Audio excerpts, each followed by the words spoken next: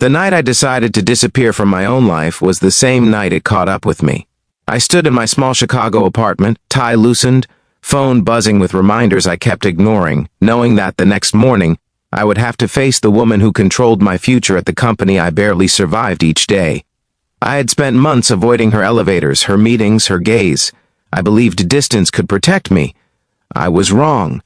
If you believe in kindness, second chances, and quiet miracles that change ordinary lives, take a moment to like, comment, share, and subscribe to this channel.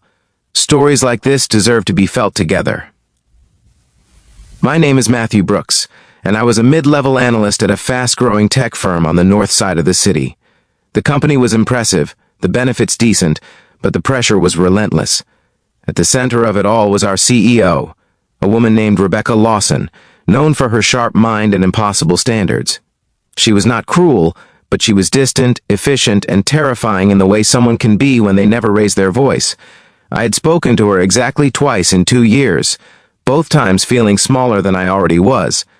After a mistake I made on a quarterly report, I became convinced she remembered my name for all the wrong reasons. From that day on, I did everything possible to stay invisible. Outside of work, my life was quieter than I admitted to anyone. After my mother passed and my engagement fell apart in the same year, I learned how to live without expectations. I went to work, came home, cooked simple meals, and filled the silence with television noise. When my sister Claire suggested I try a blind date set up by her friend from church, I resisted for weeks. Eventually, loneliness won. I agreed on the condition that it was casual and anonymous, just coffee or dinner, no pressure, no future plans. The restaurant was a warm, softly lit place near the river, one of those Chicago spots that felt timeless, brick walls, and jazz humming in the background. I arrived early, heart racing for reasons I could not explain. I kept reminding myself that this was not work, not a performance review, not a meeting with someone who could fire me. This was just two strangers sharing a meal. I repeated that lie until my phone buzzed with a message saying my date was running a few minutes late. When she walked in, the air left my lungs. Rebecca Lawson was suddenly there, not in a boardroom or behind glass walls, but in a simple coat, hair loose, scanning the room with uncertainty I had never seen on her face. The realization hit me like a wave. My CEO was my blind date. Panic flooded every corner of my body. I considered leaving, pretending an emergency, disappearing before she noticed me. But fate has a way of closing exits quietly. Our eyes met. The rest of the evening unfolded like a dream I could not wake from. We sat across from each other, both clearly stunned, both trapped by politeness and curiosity. Without dialogue to cling to, I focused on the small details, the way her hands trembled slightly when she lifted her glass, the way she listened, really listened, when I spoke about my childhood in Ohio and the path that led me to finance instead of the art I once loved. She spoke about growing up in Indiana, about faith, about the loneliness that came with leadership.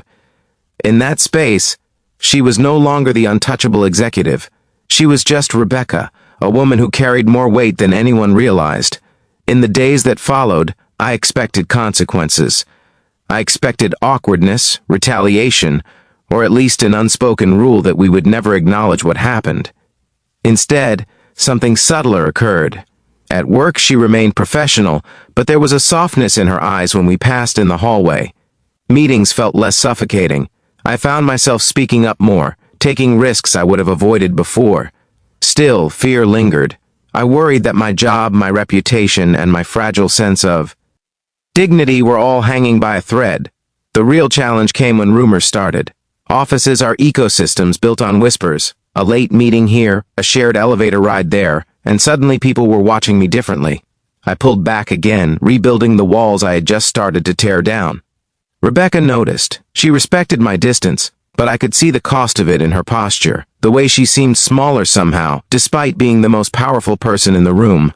One evening, after a brutal day that left me questioning my worth all over again, I stayed late, staring at spreadsheets that no longer made sense.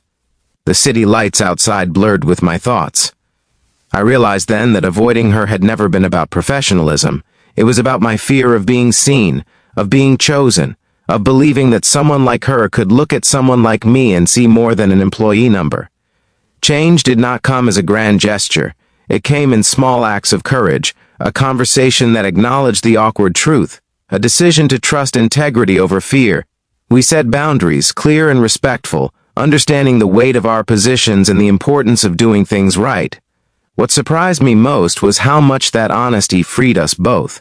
At work, I earned a promotion I had not applied for, based solely on merit. Outside of work, we slowly explored what connection looked like when stripped of titles and expectations. Faith became a quiet anchor through it all. Sundays found us sitting a few rows apart at the same church, not together, but connected by something deeper than proximity. I prayed for clarity, for humility, for the courage to accept blessings without suspicion. Rebecca shared that she had prayed too, asking for wisdom and patience. Somewhere between those prayers, our story found its footing. By the time winter melted into spring, the fear that once ruled my life had softened into gratitude. I no longer avoided elevators or meetings. I walked into rooms believing I belonged there. The woman I once tried to escape had become a mirror, reflecting back a version of myself I had forgotten existed, not because she saved me, but because she saw me when I could not see myself. Just before the ending, I want to ask you something special. Please comment below and share what this story reminded you of, or who it made you think about. Your words matter more than you know. If this story touched your heart, if it reminded you that life can surprise us in the most uncomfortable and beautiful ways, please take a moment to engage with this video, like it, share it, and let us know you were here. Sometimes the stories we try hardest to avoid are the ones that change us forever.